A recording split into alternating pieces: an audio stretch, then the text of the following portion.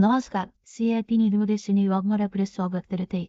1 मे महाराष्ट्राची लोकांवर दिनी विकासासाठी अंबरनाथचे प्रयत्न तहसीलदार करावेत माननीय श्री असं मी सर्व अमित थोरे साहेब नागरिकांना यांनी आवाहन काय करतो म्हटले आणि जनगणनाविषयी ते 67व्या पहा महाराष्ट्र दिनाच्या किंवा दुसऱ्या तसंच ग्रुपवर कामगार शेअर दिनाच्या करा. सर्व कष्टकऱ्यांना आणि सर्व माझ्या प्रिय नागरिकांना मी शुभेच्छा देतो.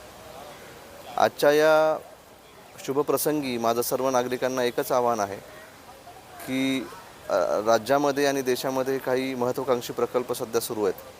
त्यापैकी सगळ्यात महत्त्वाचा प्रकल्प म्हणजे आपला जनगणना 2026 आणि 27चा कार्यक्रम सुरू आहे. आज या शुभप्रसंगी सेल्फ रजिस्ट्रेशन म्हणजे जनगणनेचा कार्यक्रम आज सुरू झाला आहे. 1 मे ते 15 मे या कालावधीमध्ये नागरिकांना स्वतःच्या नावाची नोंदणी या देशाचा नागरिक म्हणून जनगणनेमध्ये करण्याची संधी आहे. ते सेल्फ रजिस्ट्रेशन सर्व नागरिकांनी सर्वप्रथम आज सुरुवात करावी आणि 15 मेपर्यंत जास्तीत जास्त प्रतिसाद देऊन नागरिकांनी आपल्या नावाची नोंदणी जनगणनेमध्ये करून घ्यावी असं मी सगळ्यांना आवाहन करतो. तसंच जो दुसरा महत्त्वाकांक्षी जो प्रकल्प आत्ता सध्या सुरू आहे तो आहे SIR कार्यक्रमाचा सखोल पुनरीक्षण कार्यक्रम मतदार यादीचा चालू आहे. आपल्या 140 अंबरनाथ विधानसभा मतदारसंघामध्ये 3,84,000 मतदार आहेत.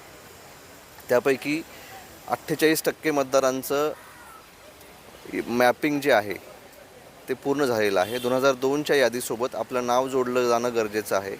2002 साली जर आपलं नाव मतदार यादीमध्ये असेल तर स्वतःचं नाव मॅपिंग पर्सन टू पर्सन मॅपिंगमध्ये होणार आहे. आणि 2002 साली जर आपलं नाव मतदार यादीमध्ये नव्हतं तर आपल्या कुटुंबियांपैकी आपले आईवडील, आपले भाऊ बहीण, आपले काका काकू, आजी आजोबा किंवा आपली पत्नी किंवा इतर जे काही रक्ताचे नातेवाईक असतील या सगळ्यांशी आपलं नाव जोडता येणार आहे. त्याला आपण प्रोजेनी मॅपिंग म्हणतो. असं पर्सन टू पर्सन मॅपिंग किंवा प्रोजेनी मॅपिंग यासाठी सगळे BLO घरोघरी फिरत आहेत, सोसायटीजमध्ये फिरत आहेत. परंतु काही शंका घेऊन किंवा ते खरंच शासकीय प्रतिनिधी आहेत का ही माहिती नसल्याकारणाने काही BLOंना माहिती दिली जात नाही आहे. काही सोसायटीजमध्ये त्यांना अडवलं जातं आहे. तर कृपया सर्वांना नागरिकांना मी आज आवाहन करतो की ते शासकीय प्रतिनिधी आहेत, त्यांचा शासकीय ओळखपत्र त्यांच्यासोबत असणार आहे आणि ती तुमची कोणतीही व्यक्तिगत माहिती कधीही विचारणार नाहीत. तुमचं आधार कार्ड, पॅन कार्ड, तुमचे बँक डिटेल्स किंवा तुमचे कोणतेही कॉन्फिडेन्शियल डिटेल्स ज्यामुळे तुमच्यावरती सायबर क्राईमसारखा प्रसंग येईल अशी कुठलीही माहिती ते विचारणार नाहीत. फक्त मतदार यादीशी निगडीत माहिती तुम्हाला विचारली जाईल तर ती कृपया त्यांना उपलब्ध करून द्यावी.